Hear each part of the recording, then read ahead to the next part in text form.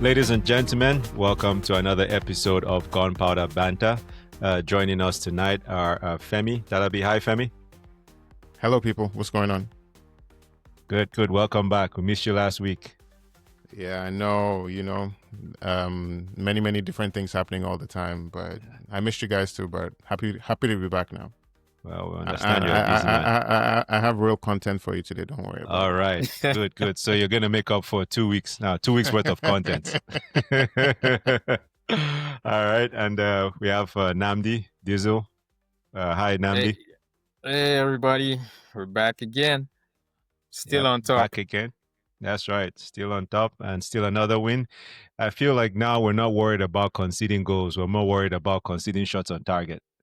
It's like, at the end of the game, when go ahead, Femi. Yeah, the whole shots on target thing is interesting because I was like, oh, this is another game with no shots on target, except the last shot of the game will hit the post again. But Namdi likes to tell us, shots that hit shot that hits the post, they don't count. As on target. Yeah. The funny thing is, I thought Ray actually put his finger on it, but I guess he didn't.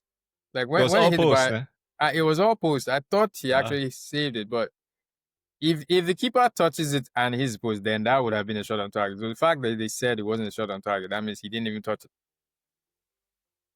But I mean, that's just. I know as Arsenal fans, it's like we always look for something to talk about and complain about, right? So for once, we are not complaining about Gyökeres not playing well. Eze, it's like we're complaining about.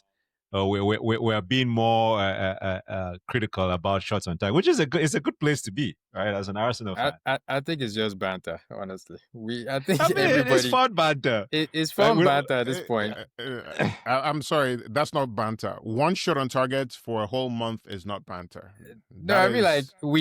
We're joking about it, but we appreciate the fact that the defense is on top. Like everybody is working to make sure that we do not concede any chances. So yeah, we can't emphasize that, but I enjoy the fact that everybody works hard for it. It's not just the defense; everybody works comes back. Like Arsenal, when they lose the ball, is even what they do without the ball is even better than what they do with the ball. Yeah, it's defending as a team. Everybody gets behind the ball. Everybody knows exactly what they're trying to do. Everybody's communicating all the time. And it's impossible to break down. You can't get any real shots on target. It's just impossible. And that's the thing, right? You're talking about scoring. I honestly don't care about scoring anymore, to be honest with you. Wow, who would have known? It's weird for me. Femi, hold on 1 second. It's weird for me to say that. Say that one more time. No, understand. You're going to start caring if we get to a point where we start drawing 0-0 games. That's when you're going to start getting worried. But it doesn't feel that way because those 0-0 games are games that your heart is in your chest. Like they could have scored. They had many chances. They're pressing us. We're not really doing well. It's kind of like it's now like almost a given. They are not going to score. They're not going to score. So don't worry about that. And it's just a question of when find a way to break them down. Exactly. When are we going to score? That's what it is more than anything else. Plus, we have options on the bench now. Options that can come off the bench and change the game realistically. Like actually come off the bench and change the game, right? With Martinelli sitting there, Merino can come on, add some things. Madueke comes back on. Wait. Sorry, Femi, you're breaking up that in here. Say, what was the second name you mentioned? There was a little bit of static. Merino. Hold up. Do you think I have beef with Merino or something? No, there's no beef with Merino. He just can't start alongside Rice. That's all we've said. The beef is that Merino. First of all, Merino should not be our starting striker. That was the first beef. Then the second one was he cannot start alongside Rice if you plan on winning if you plan on having any attacking impetus. You can't put both of them like that. So when I said Merino coming off the bench, I meant as a replacement for Rice. I didn't mean as a replacement for Gyökeres. Let's put that on the record now before you guys start misquoting me in the future. I don't So want any in story. that Liverpool game, if he came in as a sub versus starting the game, you would have That's been what okay with I it. said we go and watch your podcast again and refresh your memory since you don't remember well. No, it's my podcast. It was our podcast. The point noted. Point noted. Anyway, carry on. I didn't mean to interrupt your point. Yeah, so we have options from the bench that can change the game. We have options. We have Mhm. options on the bench that can change the game. Madueke comes back now, and then Dauman is there. You have Ethan that you refuse to play, but okay, whatever. But you have options that can come off the bench. MLS is an option that can come off the bench and change the game. He's not even starting. Straight fact, right? So the point is there. So once you have that basis, you have that they are not scoring, then it's just a question of what changes do you have to make in order to try to find ways to unlock it. Plus the set piece magic. If everything is not working, keep peppering them and get those corners. Something is going to pop in one way or the other, right? So it's kind of like it'll happen eventually, right? It's just a matter of time. And that's the formula now. That's the formula, and I'm loving it. I'm loving it. Yeah. I mean, it's kind of wild to understand, or not understand, but to be in a position where, I mean, most of our offensive players from last season, well, a lot of our offensive players are out. Madueke is out. Havertz is out. Martinelli is out. Who else? Jesus is out. Jesus is out. Odegaard is out. Martinelli's out. I didn't know Martinelli was out. Yeah, he's out. Yeah, he was injured. Yeah, he was injured during the Champions League game. I think it was a Champions League game, right? Yeah, because he missed the other game. Yeah. Mm-hmm. So that's 5 offensive players. I'm talking about 5 potential players that can start a game. They're out, and we're still huffing and puffing. Remove Jesus from that list. He's not a starter anymore. Sorry. Well, and even at some point, did you mention Gyökeres is out? Well, Gyökeres is out. That makes it 6.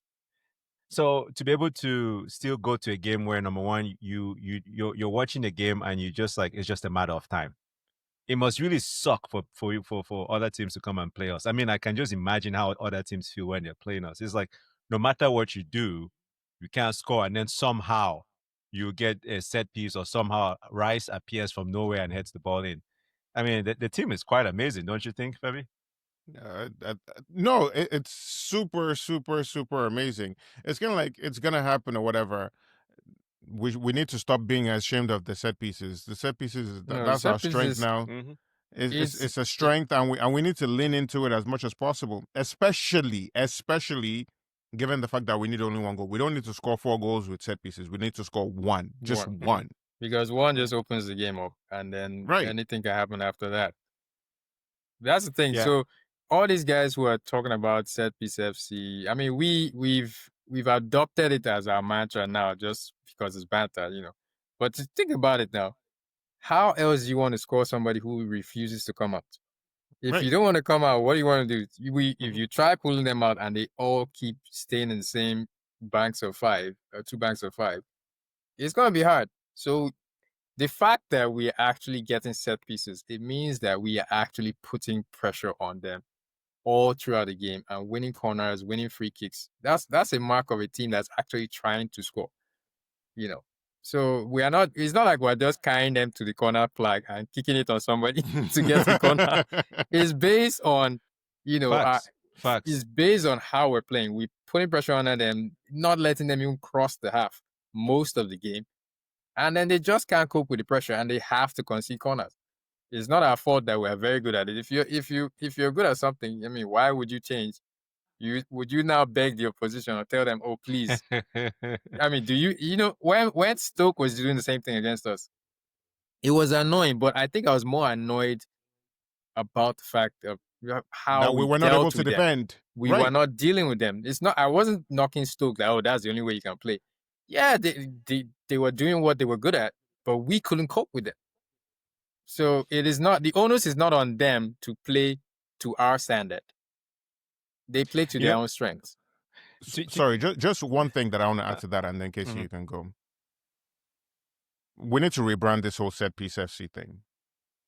It's not set piece FC anything. It is we will score you and you cannot score us FC. Yeah. End of story. That's just what it is. And, It doesn't matter how it goes we'll find a way to score. It doesn't matter how it goes in. We'll find a way to score and we'll score, and that's all that matters. That's it. End of story. This is like I said, this is Mourinho 2004-2005 team. I think that team only conceded 15 goals. I don't know if we're on course to do that, but it's gonna be hard. We're on course for 12 because we're at a quarter mark now, and we're only at 3, right? Do you realistically think we're only going to concede? We're going to concede less than? Well, no. I said on track mathematically, right? Yes. We're a quarter way through. We've only considered 3, so therefore it's 12. Therefore, we're on track for 12, not even 15. 12. Yeah. Right. Yeah. I mean, yeah. I think we would probably get like maybe 20. 20 goals conceded. I feel 20 conceded. Across all competitions or Premier League? No, for Premier. It was only Premier League. We're talking only Premier League now. We're talking only Premier League. Yeah. Talking Premier. I don't see us. Let's put it this way. I don't see us conceding more than 2 goals in any game we play. Like even 2 goals to score 2 goals against Arsenal is hard. You know the last time somebody scored us more than 3? Knock on wood. Barring injuries. Let's not. The last time somebody scored us 3 goals was I think 2 or 3 years ago. That was Luton. That was the last time they scored 3 goals on Arsenal. So we won that game 4-3. That was the one 1-4-3. Okay, I remember that game. I was at work that day and I was watching in my office. I remember that game very clearly. You remember when Arteta started this whole defensive thing? Everybody was criticizing him. I mean, even up until the start of this season.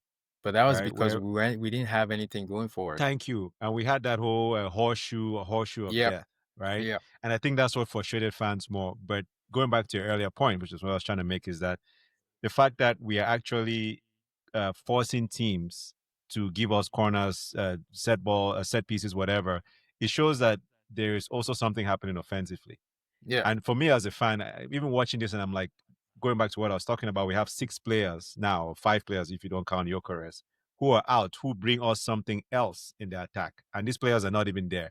Because remember the game where Odegaard got injured? Which game was that? Was that the Champions League game? No, it wasn't the Champions League game. Which time? He's injured like 3 times this season already. The last time where he got injured, the last game where he looked so good against playing with Gyökeres. Like, he was dropping deep, he was picking up balls, he was giving those passes to Gyökeres, unlocking him for the runs.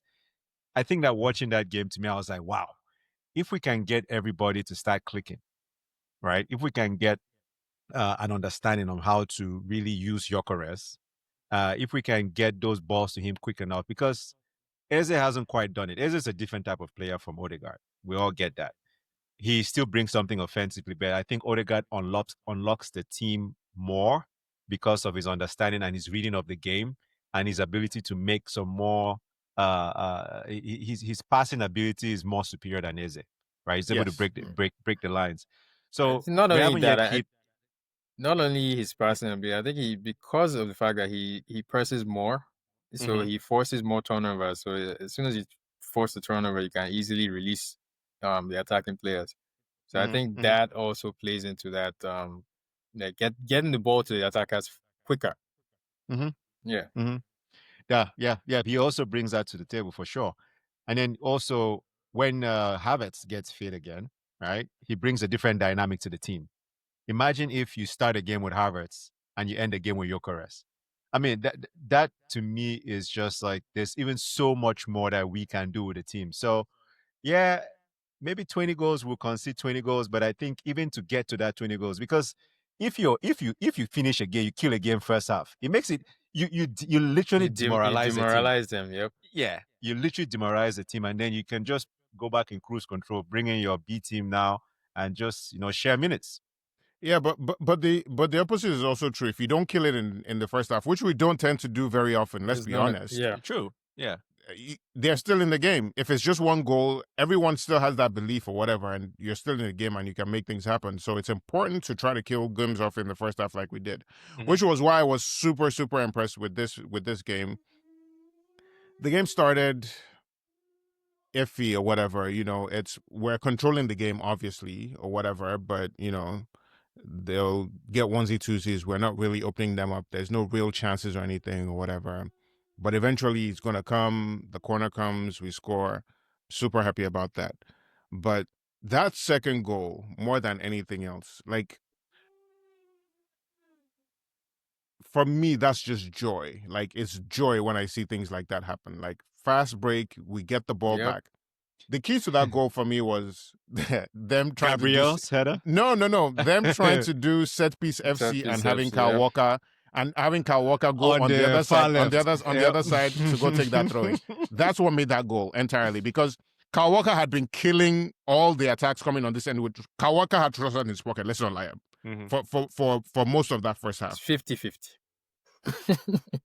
Let's be honest. He definitely had him. He had him. Kyle Walker had Trossard the whole time. Trossard also made some serious moves on him. Later on, right? Okay, after we had opened them up. But initially, like when the game was still 0-0 and everything, like I was impressed with Kyle Walker. I was like, is this guy not old? Because I was like, how is this guy like doing all of this stuff or whatever? And then for whatever reason, they made him go take that throw in on that side. And then there was no structure in their defense. Fast break. Do you guys think that pass was for? I think it was for Trossard. It was. Nah, I think I don't think. I think it was for Trossard because the sheer force in which he hit the ball, right? And I feel like. Well, here's what I think, right? Because I watched it again. And I'm like, you know, when you hit the ball and you're like, man, I don't overcook that pass. Your body language changes even before the ball gets it, because you know that it's a lost cause. But if you watch Gyökeres, he hits the ball and he keeps running. It's almost like he expects it to reach his intended target. It's not like, But Gyökeres keeps running all the time. That's why we love him, right? Yeah. Regardless, he's going to keep running. His body language, the fact that he hits the ball with his laces versus the instep, because if that ball was for Eze, then he needs to go back to he needs to go back to touch practice school, because that was just too bad. That was too bad. Yeah, that was pretty bad. But then the second part of it, what even made it even more interesting was around. It's okay, Namdi. We know that you work from home sometimes. So, sorry, you don't work from home sometimes. So this is new for you. I had to mute my mic. Let me see what's going on. So we don't have doorbell music to play as an interlude, but Femi will keep going while you take care of business, Namdi. Yeah. So basically, what I was saying was that. So the first part of it was Kyle Walker being on that side, which opened up that left flank. But then the second part, Rice was not in the picture at any point in time until the moment he heads the ball. Yeah, that's that engine on that guy. Like, because if you look at it from when Gyökeres originally got the ball and when he starts running with it, Rice was like literally trotting. You didn't think he was going to come in the picture at all. And then by the time the ball gets to Trossard, Rice is running in there into the box, so that late run in there, and then he goes in and he heads the ball. He wasn't even in the picture at all. That's that beautiful thing about Declan Rice, is that engine, and you want to see more about that, adding goals to it or whatever, like giving us options just based on movement. I get Caicedo is like probably the best player in Chelsea, but I've been seeing these arguments this weekend about Caicedo like being better than, and I'm like, are we watching the same Caicedo and Rice? Like, if Chelsea fans are saying, yeah, we're all for Caicedo, he's better than Rice, you can say that it's team allegiance, right? But when you watch this game, it's homerism. God, Rice, man, my God, Rice. He was everywhere. He was at right back. He was at left back. He was in the box, in both boxes. In fairness, Caicedo is a baller and he's everywhere too. And I would even say Caicedo may be a superior ball winner to Declan Rice. That's because nobody else helps him. At least with Rice, yeah. And with Rice, there's other people around where he doesn't have to do everything. Right. But the truth of the matter is they're miles and miles and miles apart in terms of quality. Because the truth is Declan Rice can do everything, right? Caicedo will win you the ball and then that's about it, right? He's a very scrappy guy and then that's all. He's in that Kante type mold or whatever. Mm-hmm. Rice is more than that, right? Mhm. He's there in the box. He's running. He's getting you the ball. He's covering back if he needs to cover back. He's in the attack. He's a real box-to-box guy. Mm-hmm. Mm-hmm. Declan Rice is a beautiful midfielder, man. He scores, man. The set piece delivery also. I think he's really transformed even since he's left West Ham. I think Right. he's gone up a notch, multiple notches. He wasn't doing that when he was at West Ham. He didn't have that delivery. No, he didn't. He didn't. But he came to Set Piece FC and they said we need somebody who's going to give us those swingers from and he's like, from the right hand side, and he's like, and you have to practice that stuff all the time in order to be as good as he is, right? Mm-hmm. Saka is on the left hand. Saka will do it for us on the left hand side. Rice on the right hand. And to be honest, it's hard to say who's actually better between the both of them in terms of putting those balls in exactly where you want them to be. It's like on the dime, repeatedly on the dime. You know, who was it? I think it was a Brighton manager that said, you can practice all you want. Like he said, we actually deliberately practice against, when we're playing Arsenal, preparing against free kicks, right? But we don't have anybody that can deliver like Rice, and we don't have anybody that can head the ball like Gabriel. So it's almost like pointless, because you do all the rehearsals you want, but you get to the game and somehow they still score. So look, Man City found a way to break down teams, right? The last 2 years, where it's, you know, they'll kill you by 1,000 passes, whatever, and they had those penetrating runs. We have found our own way. Call it set piece, whatever it is. Let's embrace it. Let's take it and let's run with it. And that's our own way. It's the Arsenal way. At the end of the day, if we win the league, I think all of us have embraced that set piece thing. We just embrace hope it, but culminates in a trophy. That's what it is. Right. I embrace it, but what I embrace more, to be honest with you, is just the defensive solidity, right? You can build anything. You can build anything off of that, right? Yeah. They don't score you. You can build any. They don't score you, and you have real attacking options, because that's the other. If you have real attacking options and they don't score you, you'll find a way to win. Now, we have enough talent. We have enough talent, whether it's a set piece or somehow we get some other goal in some other way. We have enough talent to score. It's just a matter of keeping them out long enough. I think the good thing is we spread the goals around. So there's not one person that's just like scoring ridiculous amount of goals. So everybody can score. Everybody in the attacking third can score. Plus our defenders. Mm-hmm. Right. Calafiori.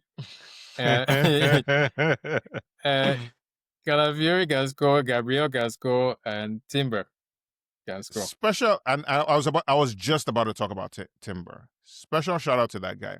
Remember last season when him and Saka combining on that right hand side didn't always seem like they were always on the same page, or he didn't overlap as much, and he wasn't really giving us attack. And was saying, okay, this guy's we're missing Ben White, man. Miles, and we said we're missing Ben White on that whole stuff. We don't miss him anymore. Afterthought. That's an afterthought at this point. Because I remember we used to say, oh, Timber for the defensive aspect, then Ben White for the attack. Ben White for the now Timber's head and shoulders. Let's talk about this for a minute too, because I think Ben White, his skill is overlapping run, right? He overlap Saka 1-2, whatever, and then he's down the line, cut the ball in, and he has a superior crossing, more better than Timber. Yeah. But Timber has this. He carries the ball. He almost plays like a midfielder. Like the ball sticks to his foot. He can drive and he if you notice now, he mostly goes in. He hardly overlaps on the right. He's always going on the inside now. So it adds another option there. Correct. This Timber guy, man, I don't know. He goes under the radar, but I think, like you said, special shout out to that guy. Special shout out to that guy. I'm surprised he hasn't scored yet. You expect him to play well every single game. Like he gives you 7 out of 10 performances every single game, even on a bad day. Right, and no drop off defensively at all. Like if he needs to get back, he's getting back. Like you are not wondering. There's no fast break or something going on there where you're wondering where Timber is. You know exactly what to expect him all the time. You know when you and the understanding with Saka on that side, in terms of the other thing we don't do is give Saka enough credit for what he does defensively. Right, both of them are never going to be like right next to each other, that if the ball breaks, there's nothing going to happen. Saka's running back, he's covering. He's covering for him. They understand each other well enough to know exactly how to position each other so that you're not open defensively, but you are still giving yourselves the opportunity to be options for each other for the attacking phase of the game. Yeah. So there is hope for this team, man. There's an excitement that comes hope. with it. I would hope there's more than hope. Dude, everybody has already called us favorites. I'm a little bit worried. We can't be any. No, I'm sorry, but we can't be anything but favorites at this point. Based on the defensive solidity, and based on the way the season has gone, based on us having a 6 or 7 point gap in the table right now. Yeah. And based on the consistency, we're the most consistent based on the consistency, it can't be anything but things can still change. We're only a quarter through the season, so it's 25%. So obviously things can still change. Injuries are coming. The festive season injuries are not coming. Take that back. They're not coming. I take it back. Thank you. So we have 10 games. We have 10 games in December. 9 or 10. I counted it the other day and I was like, oh my God. And I think we play 3 games every week till the end of the year. Yeah. I think that's what it is. Something like that. Yeah. But December especially is going to be tough, is what I'm saying. Yeah. While you're looking that up, 1, 2, 3, 4, 5, 6, 7. Okay, 8 games in December. Okay. Hey, but guess what? We won our first game in November, which is not typical for us too. So again, there's hope. I keep using the word hope because there's a lot of things that have changed this season. A couple of teams that were bogey teams in the previous years, they've taken care of all of them. Mm-hmm. We're playing one this weekend. Oh yeah. Yeah. Sunderland? But Sunderland. No, they're second. It's first versus second. Well, they're not second now. No, they're not second now. Yeah, Xhaka's. Sir, are you forgetting that I'm not worried about Sunderland was just promoted? But look at where they are. So dude, what? Bogey teams. Our bogey teams last year were the lower teams. Remember? Not this year. Not the top 6. That's what I'm saying. Compared to last year. So let's clear the lower teams first, and then we can all sit back and say, okay, first half of the season we did the job with the lower teams. But going back to this this game for this weekend,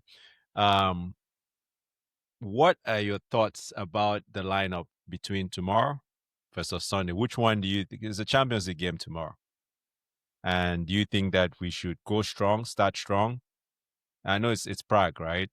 But do you think we should start strong or actually start with a mixture of A and B team players, and then if the game is dragging, bring our first team guys back in the second half, and that way we can rest guys and prepare for the weekend. Just because I think right now. Sorry, go ahead, Nnamdi. No, I was gonna say, like, right now the emphasis is actually on the league. Like, you're not gonna see much rotation in the league.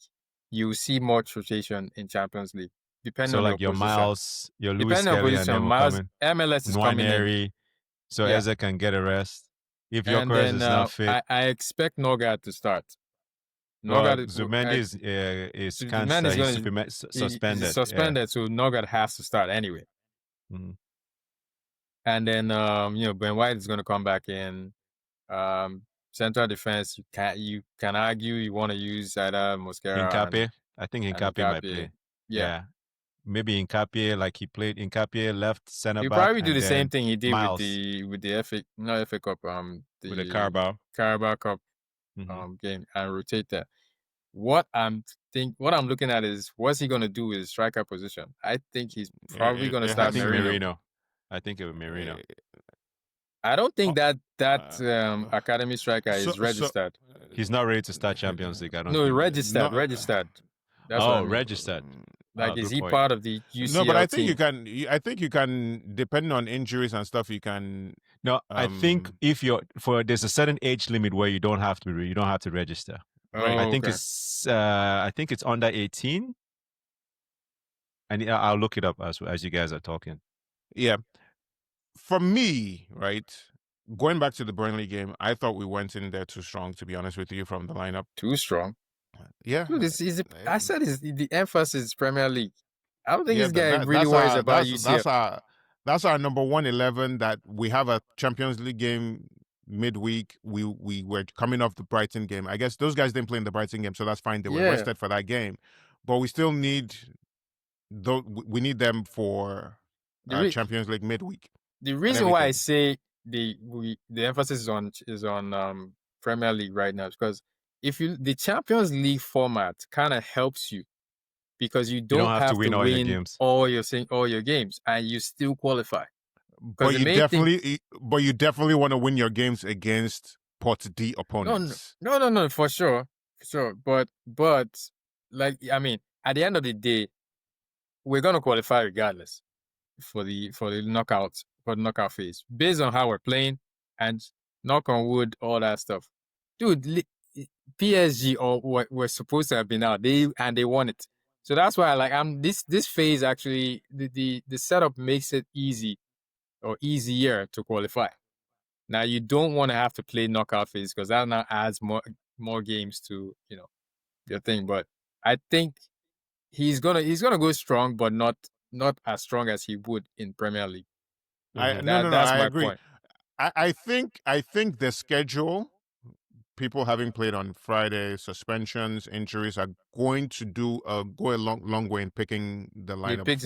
He's going to pick the squad for at least tomorrow and partially into Sunday as well. Sorry, Saturday. We're playing Sunderland on Saturday, right? Yeah. So I think for sure MLS is going to play. In the back, it's what it is, right? Mosquera can come in, Hincapié can play, whatever. We'll see what happens. I don't think Ben White is coming in for Timber. I think Timber needs a rest. I don't think it's going to happen. Yeah. I don't think it's going to happen. Okay, so think about this now. Mm-hmm. What you guys are essentially talking about now is you want to play the same lineup or similar to the lineup that played against Brighton. Yes.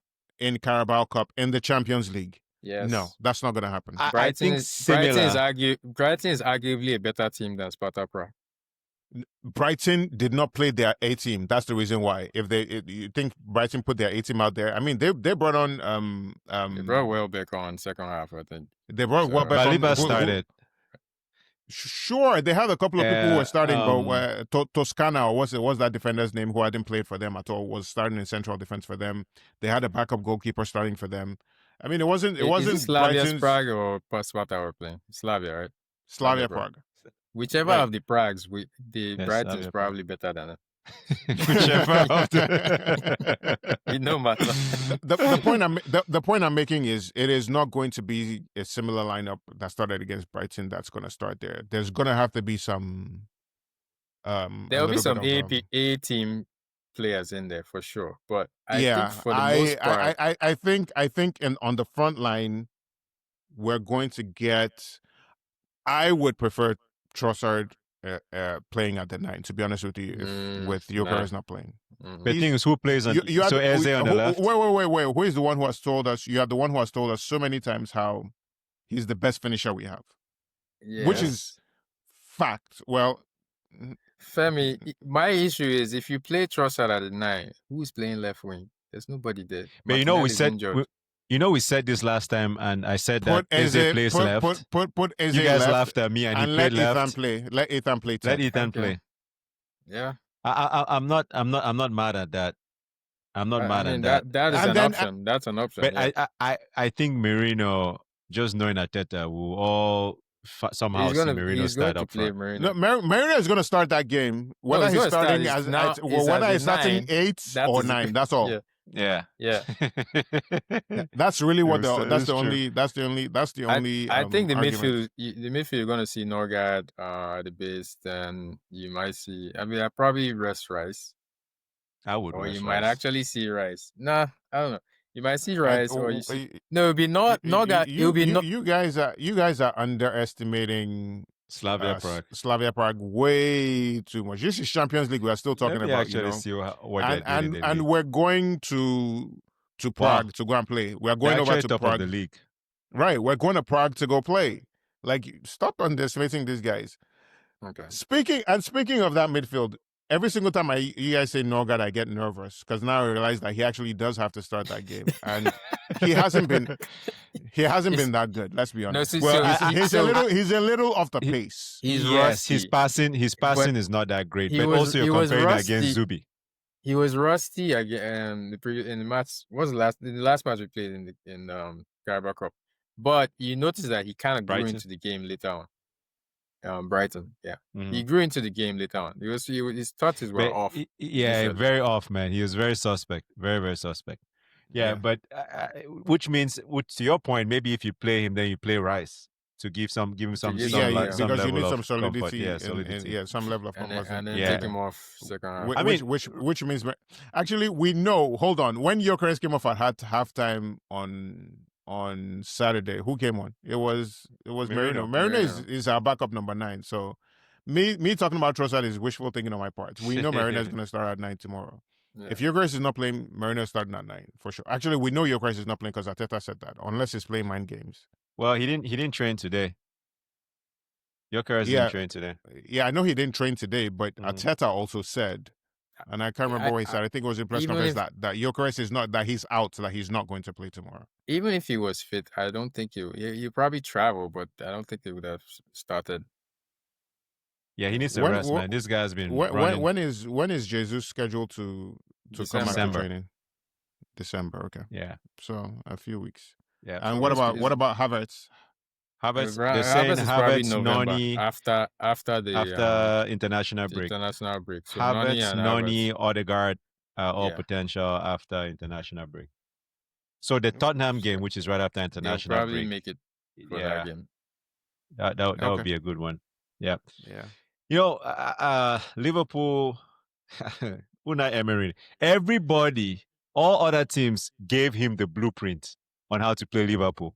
But he decided he decided to go and do his own thing. I'm just saying, what's wrong with this guy, man? But you cannot legislate for your goalkeeper basically dashing somebody a goal. Yeah, you can. If you play the ball long. If you play the ball long, the whole time he's there trying to pass behind. Like, bro, lob the thing up front. Make Van Dijk and whatever, Konate, make them defend. Let them do something. Kick the ball long. He's trying to pass from the back. I'm just sitting there like, what is wrong with this guy? But anyway, Liverpool won their last game. Man City, it looks like they're coming back. The only thing that gives me some level of comfort. They're still inconsistent. They need Haaland to score or nothing is going to happen for them. And I think that End of story. That is their Achilles heel, because if for whatever reason Mr. Indestructible Haaland gets injured for whatever, he scored most of their goals. He's done like 80% of their goals. If Haaland is injured, they're done for the season. Yeah, they're done. Yeah. So, I mean, I don't wish ill on people, but it would be nice if just maybe a few weeks can give us a break, small. So that's... But even if he doesn't get injured, he's not scoring in every game. It's impossible, right? That's just plain impossible. I see he scored at every game bar one. The way the guy is playing. This season. He can't score in every game. I think so. Yeah. The thing with him is that he scores like bunches. He might miss one game and not score, and then he scores 2 the next one, then he scores 3 another one. So, yeah, that guy is a problem. And then you can't play Man City and play a high line. What kind of rubbish was that? Yeah, they were playing a high line with Man City. I was very disappointed in Bournemouth, man. But that's how they play, though. They're not known for sitting back. And that's the thing. Those are 2 high IQ coaches, Iraola and Emery, but they both made the wrong choices there. What were they thinking? What is the explanation for that? I don't get it. I think they felt that they could go after not with the high line. If Arteta has taught you guys anything, if Arteta has taught you guys anything, you need that defensive. Yes, don't give Haaland space to run into. He would outmuscle you and he will outrun you every single time, easily. Don't give him all that room to run into. Yeah. Anyway, so it's interesting. We won't be making that problem. Haaland has scored 13 goals this season. He's the highest goal scorer. The second person is Semenyo with 6. Well, there's a bunch of people on 6. Semenyo, Mateta, Thiago from Brentford, Welbeck. Oh, Welbeck got a call up to England. England scored now. Are you serious? Kelsey's Yeah. in form. He's in No, form. No, He's he can't stop scoring right now. Welbeck Ah. is actually in actually pretty good form. Yeah. So I think that's one thing that gives me a level of comfort because I'm like, well, for us, we're sharing the goals, we're spreading the goals around. So if one person goes down, there's still hope, or there's hope that we can still score. So, any other noteworthy things to talk about during the game? Saka had 2 misses, which is kind of unlike yeah, him. that's unlike him. He's still. I think he's still finding his way to form, but I think we're also giving him too much grief unnecessarily. I think he's doing what he needs to do. Dude, if we didn't The win finishing- that game, we would give him more grief because he should There be were 2 bearing good those chances, chances. though. He should be. You go through Yeah. one-on-one, you're supposed to score. Yeah. Okay, did you say the chances that Haaland missed? With this Haaland that we're talking about, who is supposed to be the best finisher in the Premier League, Yeah, you saw but the chances he he missed scored. as well. But That's the thing. He actually scored. I can If Saka you can scored give your one striker goal, you can give your striker a pass when he scores 2 goals. what? Yeah. If he Yeah. scores at least 1 or 2 and misses 5, because he has 6 chances. That's the point, right? If you have 6 chances, you score 2 now. It's not the whole Osimhen argument again, all over Yep. again. Well, that yeah, is true. Saka's better than Osimhen. Yeah, But when you get Based into on that, his- based on his track based on- record, based when on he his gets track into record, yeah. those situations, he At usually least one scores. of them. So that's why we assume that he's off. I mean, he's getting back into form or trying to get back. The first one was a poor finish. The second one was a good save. I'll leave it at that with Saka. I think The first one Dubravka is the one where we say he should have lifted the ball over Dubravka, right? Yeah. And he Mhm. went for left corner. And Right. The second one was where he went up and Dubravka. and Dubravka, that Yeah. was just a good save. I think that was a good attempt on that one. Yeah. Again, I think we're giving him a lot of grief. He's coming back from injury. He's doing what he needs to do. Defensively, he's a huge part of what we do defensively. Oh yeah, no doubt. And that's part of the reason why Arteta is in love with him and will start him any day, anytime when he's there, because at least you can count on that part of that piece defensively. And So- he can score out of nothing sometimes. Yes, So- and he can score out of nothing too, Yeah. right? Yeah. Yeah. Trossard too. Can score out of nothing. Yeah. Trossard is a moment player. He Yes. frustrates you. He can frustrate the heck out of you. Honestly but- speaking, he's been a lot better this season. No, this season he's a lot more consistent. I lot didn't more expect consistent. I didn't expect he would start as many games as he started this season. Right. Yeah, No, Martinelli kinda well, shot well. himself I in the mean, foot I mean, on I that mean, one. we kind of knew that with Martinelli. Well, I guess we Yeah. thought Eze was going to be starting there. Yes.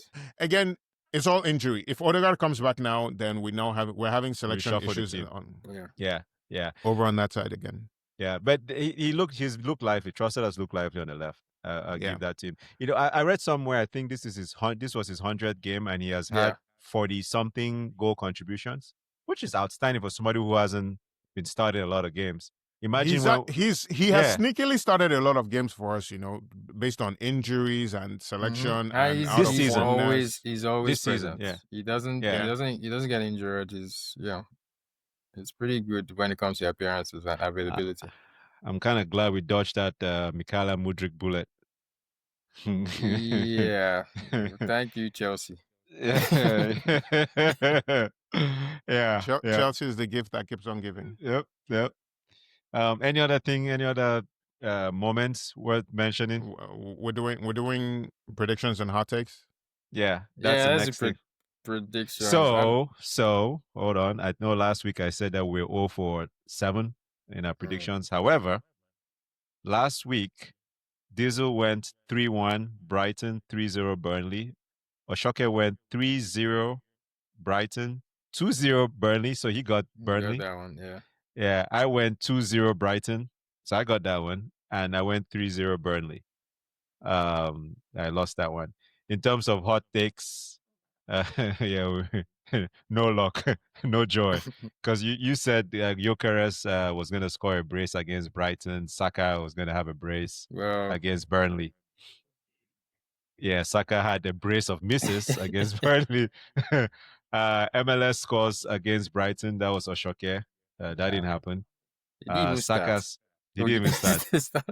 Yeah, Saka scores against Burnley. That didn't happen. I said Dowman gets a penalty against Brighton. He almost did. They actually didn't No, they give the he penalty was and they called it that. back? No, he dived.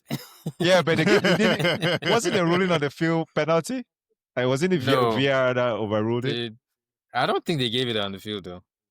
Anyway, there was something happened there. There was Dowman and penalty somewhere. So I give myself half points. And I had Nwaneri scores against Burnley. He didn't even start. So anyway, hot takes keep hot taking.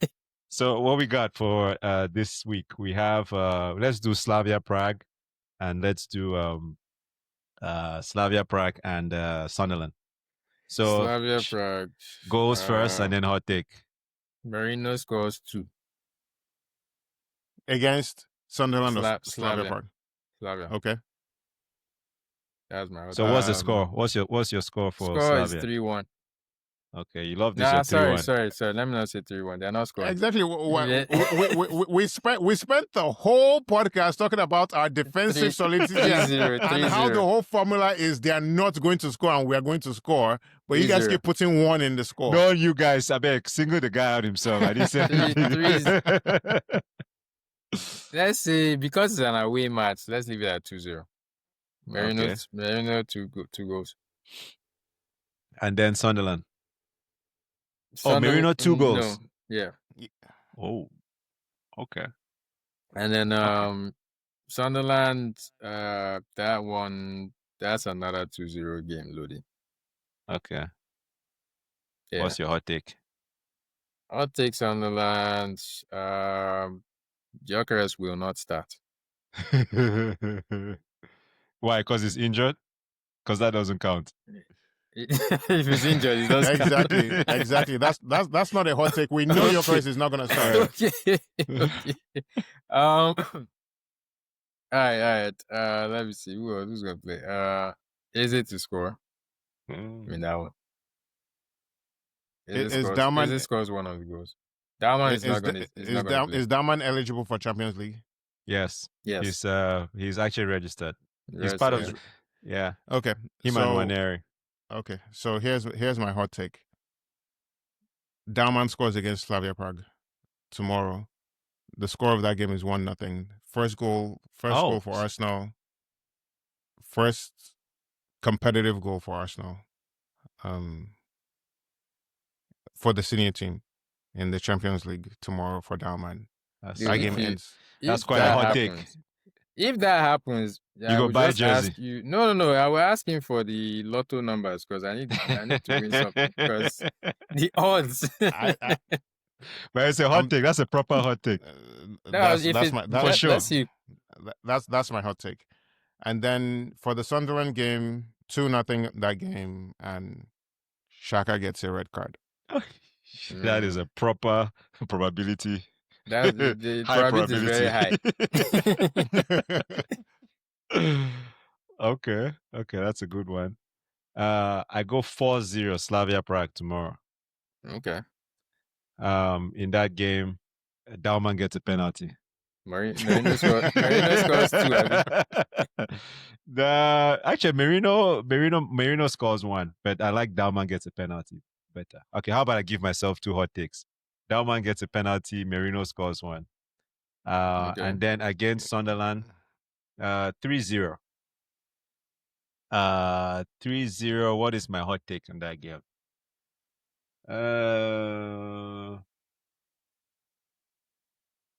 I like that whole Eze scores 2. Yeah. Had enough for him to score 1, but we'll see. Yeah. So proper hot take it is. All right, fellas, I think we should wrap it up here. It was a pleasure talking to you, ladies and gentlemen. Again, another episode of Gunpowder Banter. We are grateful and thankful for you guys joining us, showing us love, and always listening to us. Again, please subscribe on YouTube. We're at Gunpowder Banter. You can also find us on Apple Podcasts, and we're on Spotify. Please subscribe, and hit the bell so that when we release new episodes on YouTube, you will get the notification. So always feel free to leave a comment below on what you like, what you don't like, any hot take. If you want to call us out on anything, be our guest. And we're also looking forward to hosting some guests here on the show soon. So if you want to be one of those, please also feel free to send us a note or leave a note in the show notes, and we will reach out to you. So thanks again for listening to us. Femi, thank you for your time. Thank you, everyone. Thank you for joining us today. Sure. I don't plan on missing many more. Don't worry. Well, thank you. Dizzle, thank you for joining us. Always a pleasure, man. Just All have right. to you just have to find a babysitter next time. No, we like the baby vibe. We have a new Guna loading, so we appreciate you, introducing her to us. You have to start them young. You have to start them young. Yeah, start grooming them early. So no other I club already than bought her Arsenal. jersey, so yeah. There you go. Starting off right. All right, we appreciate it. Thank you guys very much, and see you next time. Good night. Good night. Bye.